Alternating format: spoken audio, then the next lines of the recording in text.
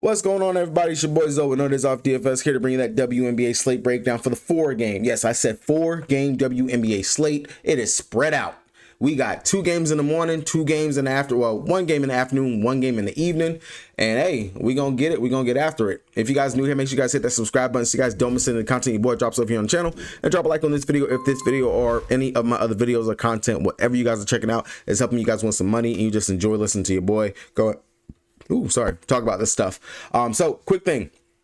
I have school tomorrow. I got to go to class. I am not sure if I will have my WNBA breakdown that I normally post over on the Patreon. I am not sure if I will have this right here for you guys. So I'm going to do my best to make this a short, condensed, straight to the point video in regards to everything that I would put into this for you guys. And I'm going to post this on the Patreon. You guys also getting it on YouTube. So you're getting everything, my thoughts, all that good stuff. I will have a core. I'm going to drop it while I'm in class. I will have a core before the first slate goes on. And if you guys let me know down in the comment section that you want a core for the afternoon games, the game that starts at 2:30, because we have a whole nother slate for that, I will put a core out for that. And if I do not have, of course, like the breakdown by then put up on site, I will have it for the afternoon, but I will do it if you guys let me know down in the comment section that you want it. If you don't want it, I'm not going to worry about it. I won't put that stuff out. Now, granted, that kind of goes for the people that are on the Patreon or on the YouTube membership, because that's where I post that content right there. So if you just watch this video, you will get the understanding of what I'm looking at, what I'm thinking about, and stuff to consider and watch out for.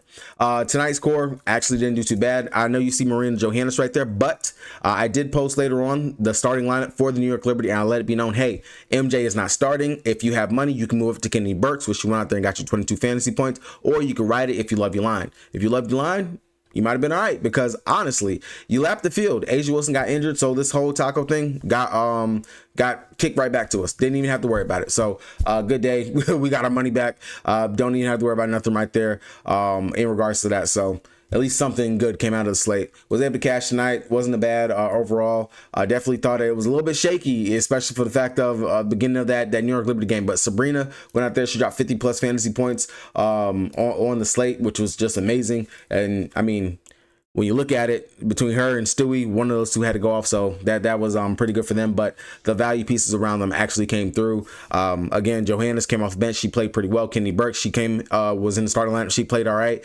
Baby Sabali, she got pulled, really didn't get to do too much, so that really did suck right there. And then for the Las Vegas Aces side, I will say that they were getting hoed, and this is what I mean by the refs in the WNBA. Y'all need to go to boot camp for real, because the inconsistency up and down throughout the league, and this is not just on like the Indiana Fever and how we talk about they ref Boston, they ref Clark and stuff like that. This is everybody in the damn league. The referee, like, it's horrible. The reffing is shit. It's worse than what you see at a rec league. Y'all need to fix it. Kathy, fix your product. Fix it. If you're gonna let him be physical, let him be physical. Don't call it the ticky-tacky bullshit on some ticky-tacky bullshit. The Chicago Sky got hold again today on a bullshit call. You said that Elizabeth Williams fouled Shakira Austin when she went up. No, Shakira got the Shakira Austin got blocked by Elizabeth Williams. That's what happened. Was not a foul. Was not a foul at all whatsoever. I mean, you can see the replay, different angles. Like that's the mini tangent for today. Let's go ahead. Let's break this down. Seattle taking on the Connecticut Sun. We've seen this already. This one right here, it's crazy. This is one of the first games, but I would imagine, of course, Connecticut Sun, they're still down without Marina Mabrey. It depends on, if not, we're going to see if Tina Charles back in the starting lineup, or if they're going to continue to start Murrow over there. That's another game that we're going to have to pay attention to the starting lineup. Seattle, they dog walked them the last time that they played them. NECA, Skylar, Gabby, Erica Wheeler, all these guys, of course, would be in play if I would think this game would stay close. Now, someone has to go ahead and do what they got to do in order for this game to be a blowout. Not necessarily. Last time when they played going up against them, Connecticut Sun, Skylar, she went there, she played 28 minutes, 35 fantasy points. NECA, she went out there, she played 23 minutes, 25 fantasy points. And then Gabby Williams, this is the one that actually played 31 minutes, and she dropped 46 fantasy points. You guys already know how I feel when it comes to Seattle Storm. If Gabby is less than Skylar and less than NECA, who am I going to look at? I'm going to always look at Gabby, just because she has the block upside, she has the steal upside, she is playmaking, she is rebounding, and I know she can go out there and score. Going up against a weak Connecticut Sun team, and I know she's going to be all in place. They turn the ball over a shit ton anyway. Gabby Williams at 9,600 makes for a decent, nice, low mid-tier option, and for whatever reason, she's always low owned on a slate. Now, outside of that, I will say, Malonga, this is the one game this season that she played 20 minutes. And if you just saw what she did going up against New York Liberty, where she played 10 minutes and dropped 21 fantasy points in that time frame, this could be another one of those games where she can get extended run, especially if the Storm are coming out putting belt to ass like they should in this matchup. So I do like Malonga as a sneaky, nice little GPP option for this slate. But if I'm paying up for the studs, it definitely would be Gabby Williams, would be the one I would go to right here, just for her consistency. And it's the Connecticut Sun. They are the worst defense in the league right there. Well, I'm not gonna say my Dallas Wings, because Dallas has gotten a little bit better on defense. But Gabby Williams would be where I go. Erica Wheeler will be second, because both those guys tend to see some minutes run, even if the game is a blowout and a wash. Nneka is your most risky, because she will be the first one to get pulled, and then Skylar will be right behind her. So definitely tread lightly over there with that. For the Connecticut Sun side of things, honestly, I really don't like anything over here. I'm gonna be very honest with you guys. Morrow, she got the start last time, but they were pulling her left and right, up and down. It was ridiculous in regards to her minutes, and very frustrating. Now, going up against Seattle, this is the same team that she did just drop 40 plus fantasy points going up against them when she played off of the bench 27 minutes. I don't mind going back to her at 8,500. Definitely a risky play. Risky. I would much rather find 1,000 more. Get up there to Gabby Williams would be where I would go. If you're making multiple lines, definitely, of course, you can mess with Anisha Murrow. We do know she is a great fantasy point producer when she gets the minutes, when she gets the burn. Tina Charles, GPP 7,600. Really don't want to even go there, even if she starts. I mean, she's just kind of going through the motions. Connecticut suck. They legit are ass. In all honesty, I don't even understand what's really going on with, ooh, lordy, my voice. All right, now that I'm not going through puberty again, sorry. But Tina Charles, definitely not messing with that. I would much rather come down to Olivia Nelson or Dota, because they do seem to love her. They will let her get extended run out there, 7,300. She didn't play bad going up against Seattle earlier this season. In that game, well, sorry, not this season, a couple days ago, she dropped 32.5 fantasy points in that game. Definitely, I can see going there. Now, Sanaya Rivers, Bria Hartley, JC Sheldon, it's a coin flip really for me. I don't think that you need them. I really don't. Honestly, everyone on Connecticut is all GPP. If I'm really going to take a swing over here on Connecticut, and like, I'm being serious, a swing on Connecticut, Layla Lakin, she recently is back for them. Now, it doesn't show the recent game that they did play last time out for them, which was going up against the Aces, but I do have it right here for you guys. She played off the bench 24 minutes in that game. I want to say, I think she played for France or something like that. One of the teams overseas, but she is back, and she actually belongs with the Connecticut Sun. It looks like they want to really get her involved. She definitely, I saw her bring ball up quite a bit in that game. Definitely saw her trying to be aggressive, looking to try to create a shot for herself, but then kind of was hesitant, pulled it back out and just tossed it off and whatnot. So maybe another practice underneath her belt, or more time to gel with the team, she might come out, continue to be a little bit aggressive. Maybe she might look more for her shots, things of that nature. But the 24 minutes is very, very, very intriguing, especially considering that she's sitting at 3,500. I would have some interest in her. Definitely be something for you to keep an eye on and pay attention to, especially if maybe, hey, could be another shakeup in the starting lineup, because it seems like they are pretty high on her over there for Connecticut. Golden State Valkyries taking on the Indiana Fever. Big thing over here for this game is that the CCC is back. Caitlin Clark is back. She played in the scrimmage that they had yesterday. If you guys saw the All-Star roster draft thing or whatever, don't think that we didn't notice the subtle jab that you threw to my girl PB Clark. We saw that. Dallas Wings, we saw that. It's cool. PB didn't want to play with your ass anyway.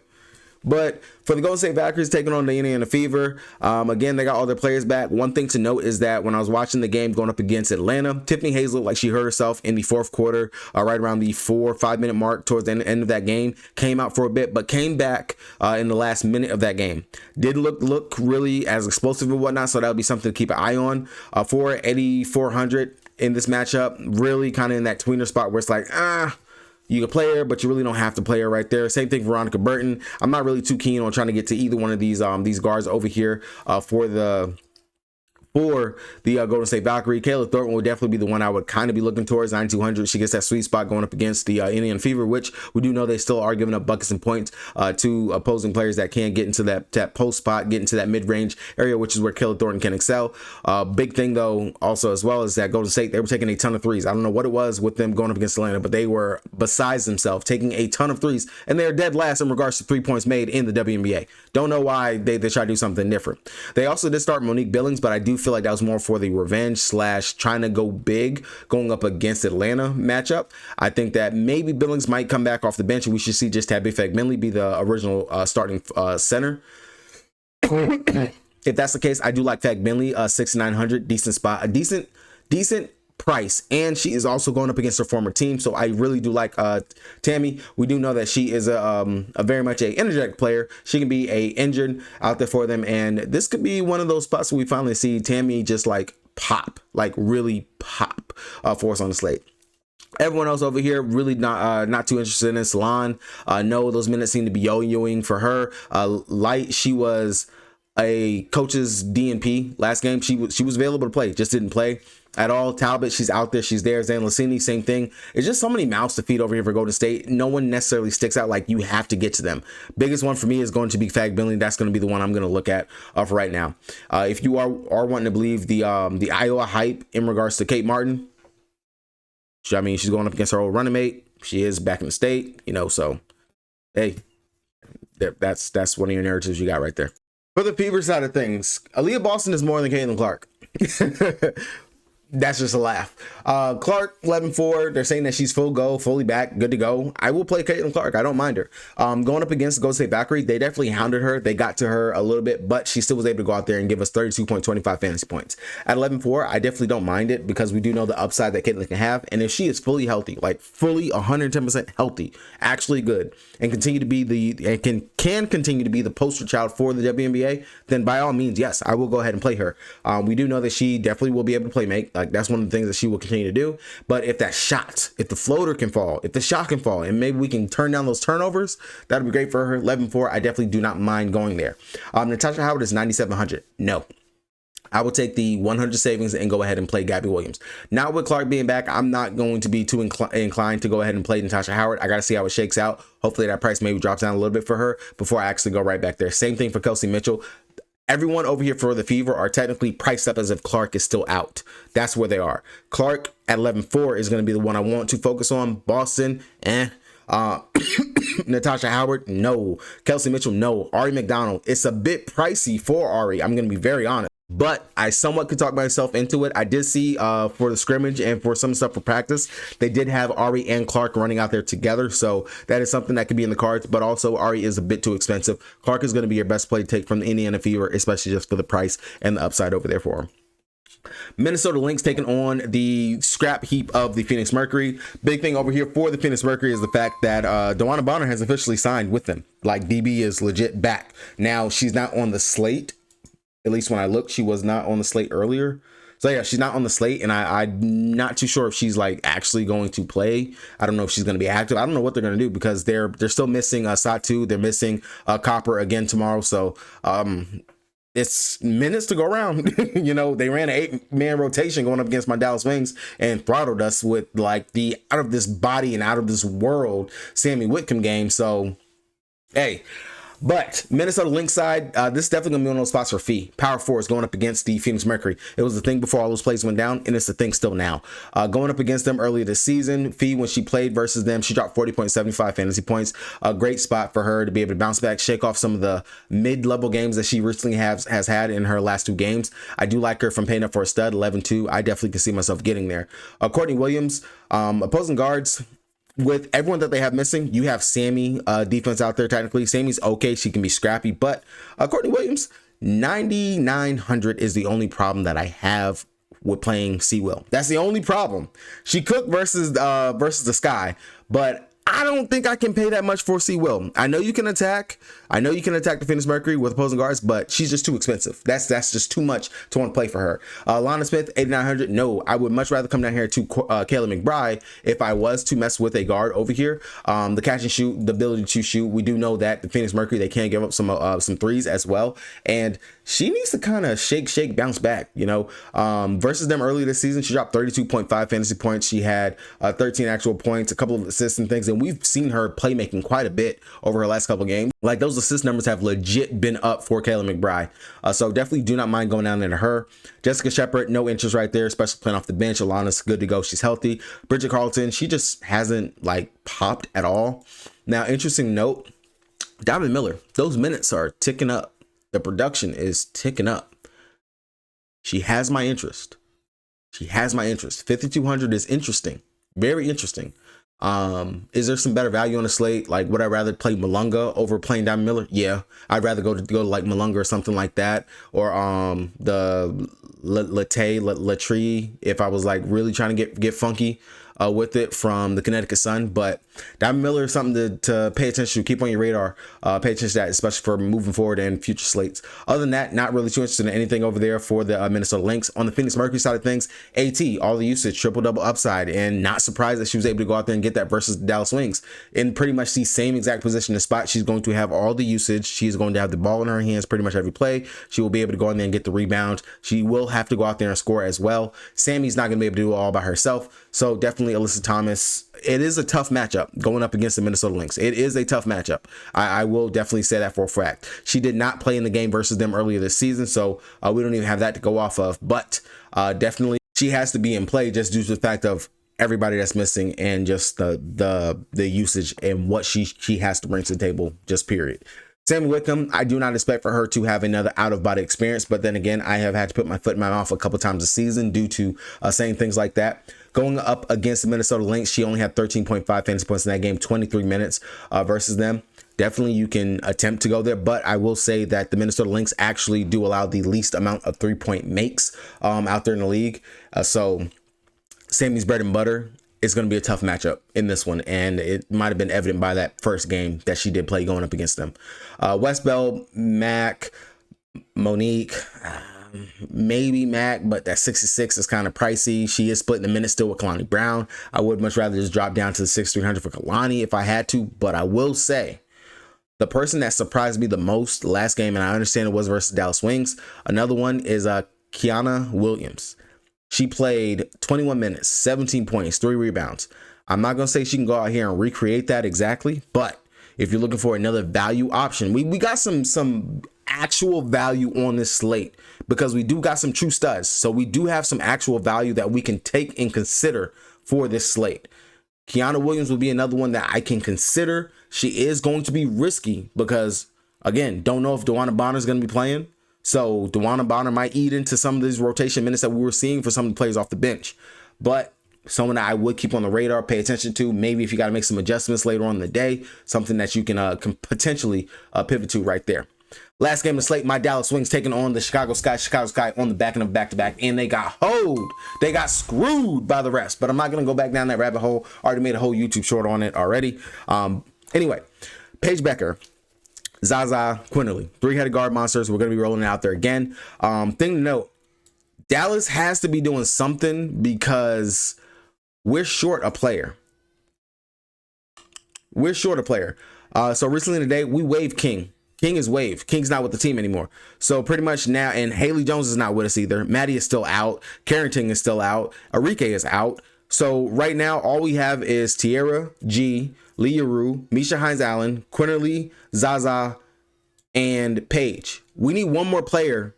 So Dallas has to be about to sign somebody. Something's about to happen because we have to have 8 players to go into the game. Otherwise, we got to forfeit. So somebody is going to be activated. Somebody's going to pop up. Something has to happen. With that being said, though, guards going up against Chicago Sky. We know that's a really good thing. Paige at 10-8, definitely a real great bounce back spot for her going up against the Sky, especially on the back end of a back-to-back. I know she's going to draw that Atkins defense, but hey, Citron was able to pop off, go ahead, knock down those threes. Looked really amazing out there. Sykes, she somewhat got it going, took a little minute to actually get there. Paige, she could definitely do the same thing. I just saw what Sewell did, playmaking, rebounding, and scoring. Paige is a much better Courtney Williams if you want to try to compare it like that. Only thing is, if this game gets out of hand, the game gets crazy. We saw it right there. And after Paige came out and said something about her knees, I'm not surprised Paige being like the first one to be pulled and like, hey, just chill. So keep that in mind with Paige, but I do love her. This is the perfect bounce back spot game. Great late night hammer. Outside of her, you can come down to both of our other guards, Zaza, Quinterly. Both these guys are going to be able to go out here and just do what they do. Quinterly is definitely taking a lot more in regards to the point guard duties and role over here for us.